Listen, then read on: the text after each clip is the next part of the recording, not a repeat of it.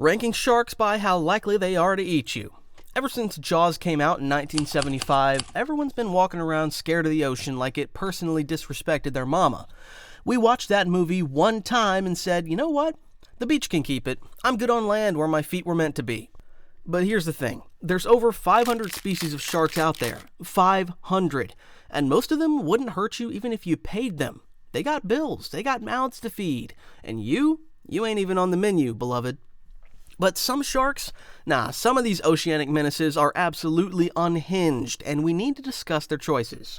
We're talking bull sharks, tiger sharks, great whites, the ones that turn surfboards into crime scenes. Today, we're ranking sharks from harmless ocean puppies to exit the gene pool immediately. Let's get into it. Tier 1, wouldn't hurt a fly. The whale shark, the biggest fish on the entire planet. We're talking up to 40 feet long, 20 plus tons. Now you think that's dangerous, right? You see something the size of a school bus with shark in the name, and you're ready to call your therapist. Wrong. Completely wrong.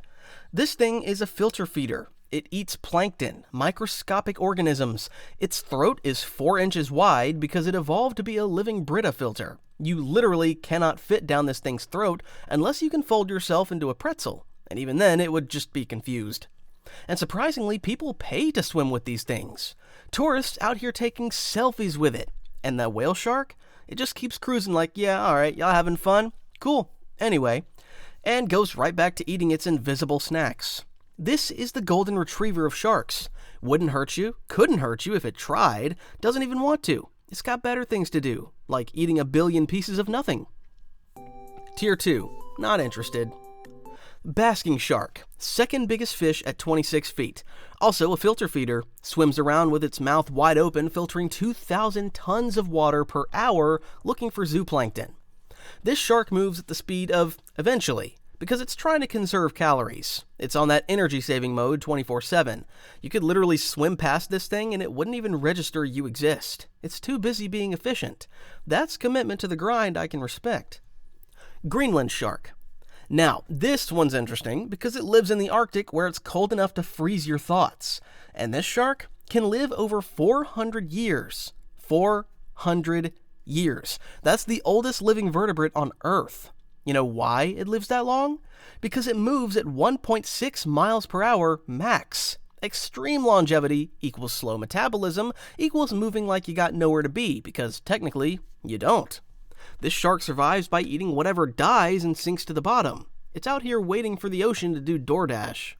It's too slow to catch you, lives in water too cold for humans to survive anyway, and there's never been a single recorded attack. This shark really said, I'm gonna live forever by minding my business.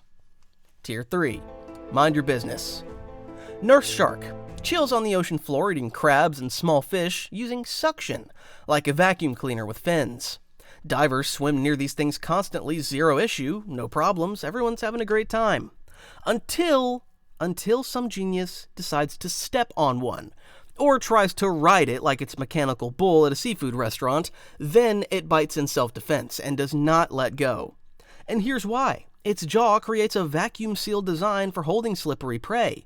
Once it latches on, you're gonna need a crowbar and prayers. That's not aggression, that's why are you like this in shark form. Don't touch things that don't want to be touched. This applies to sharks and people at the club. Leopard shark. Small, eats crabs, scared of everything.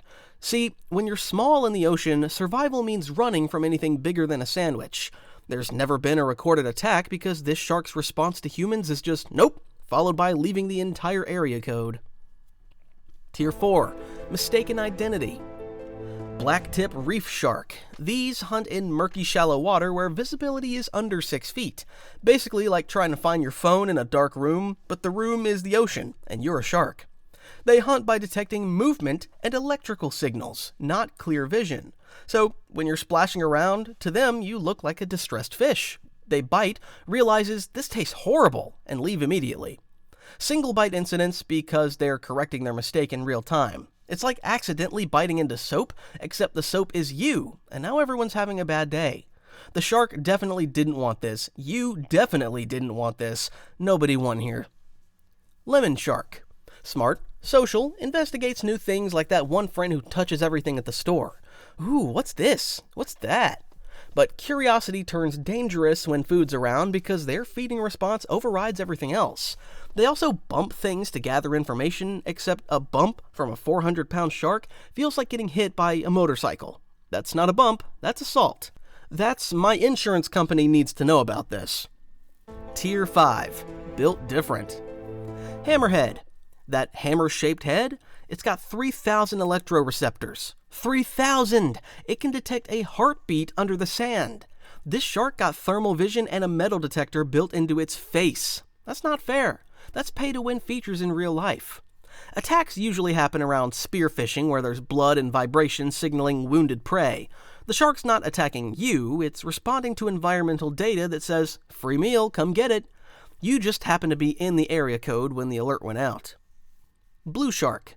Lives in the open ocean where food is rare. Like, imagine your fridge is empty, the store is 50 miles away, and you don't know when you're eating next. That's this shark's whole existence. So it investigates everything unusual, because passing up a potential meal could mean not eating for days. That's why they're bold and take investigatory bites. They're basically taste testing. Unfortunately, the taste test involves teeth. They were involved in attacks on shipwreck survivors floating and bleeding in open water, because at that point you're basically ringing the dinner bell. Tier 6. Legitimate problem. Short-fin mako. Fastest shark at 45 miles per hour. Jumps 20 feet out of the water. But here's what makes it truly cooked. It's endothermic. Can heat its body above water temperature. That gives it faster reactions, better muscle performance, biological performance enhancers. This shark is an apex predator with 0 natural enemies, and it knows it. Their threat response to danger is literally, "What's up then?" They jump into boats when hooked. Boats! Like, "Oh, you thought you caught me? Nah, I'm coming into your house now." If a mako decides you look interesting, you cannot outswim it. You cannot out-anything it. You're cooked. Medium rare. You're basically food that doesn't know it yet. Oceanic whitetip, the most dangerous shark in open water, and here's why it evolved to scavenge in food deserts. The open ocean is basically a blue desert where nothing lives for miles, so this shark investigates everything, because you literally cannot be picky when meals are extinct. It's believed to be responsible for many deaths after the USS Indianapolis sank in 1945. When people are floating, splashing, bleeding, they're sending every "food here" signal that exists. And the oceanic whitetip is persistent and bold. If one's circling you, that's not curiosity, that's evaluation. That's, "Let me see something real quick." Tier 7. Will eat anything. Tiger sharks are generalist predators, which means they evolved to eat anything. And I mean anything. Fish, seals, turtles, license plates, tires, garbage, tin cans, probably your hopes and dreams if they float. Being a generalist means surviving anywhere because you're not picky. And what makes them dangerous is they got almost 0 prey discrimination. See, most sharks bite something, realize it's not food, and leave. Tiger sharks operate on bite first, ask questions never, because survival depends on not being picky. Tons of attacks in Hawaii, Australia, Florida. They hunt shallow water at twilight when visibility is worst. We're talking up to 16 feet long, 2,000 pounds. Teeth serrated specifically to cut through turtle shells, and they're known to come back for second bites. Let that sink in. Most sharks do a test bite and leave. Tiger sharks come back like, "Actually, let me get seconds." That's commitment to poor decision making. Key insight here, they're not more aggressive than other sharks, they're less selective. When you're not picky about food, humans accidentally end up on the menu like a surprise item. "Oh, this? Yeah, I'll eat that too." Tier 8. The worst one.